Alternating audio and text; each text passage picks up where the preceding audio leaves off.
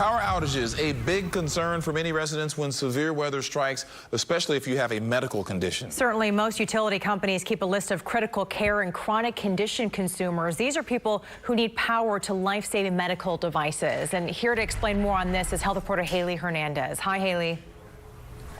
Hey guys, so yeah, being on this list does not guarantee that your power is going to be restored immediately, but emergency service workers can access this list to know who may need immediate assistance.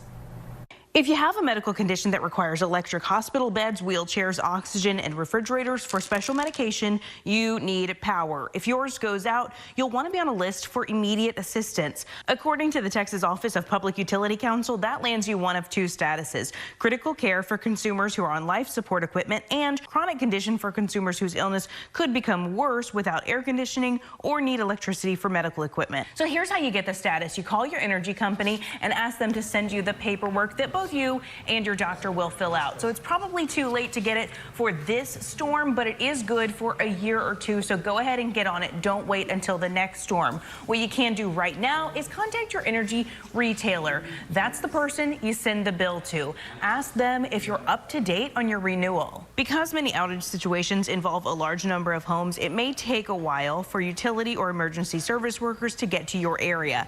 If losing power means a life or death situation for you, it's probably best to evacuate.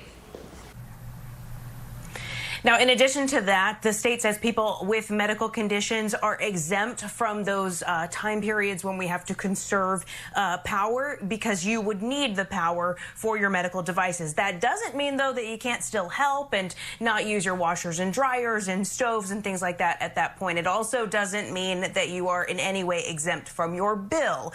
Guys, right now, it's just really stressful times, but it doesn't mean that we can't be doing things to get better prepared for this storm. Yeah, certainly. And before we let you go, you just mentioned preparing for a hurricane is stressful in its own right, but because we're adding the level of being in a pandemic right now, it's especially so. Yeah, so Haley, what are the concerns about mental health during this time, and how can families cope right now?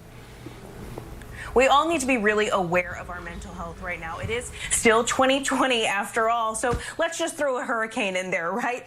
Dr. Stacy Passe says because of that, everyone across our area has a baseline stress level that is on very high alert, and that goes for both us and our kids. Now we already have this priming of anxiety and stress compounded with this, hurricane threat, so we're operating not with our full capacity, right? We're kind of already depleted, so we don't have a lot of reserve to be able to access in order to cope with this, to manage this in an effective and healthy way. All right, so what can you do? Well, for kids, now is the time to give them structure. Stay on a routine, have the same bedtime, and getting dressed in the morning. By not having this, Dr. Passe says you make them feel vulnerable.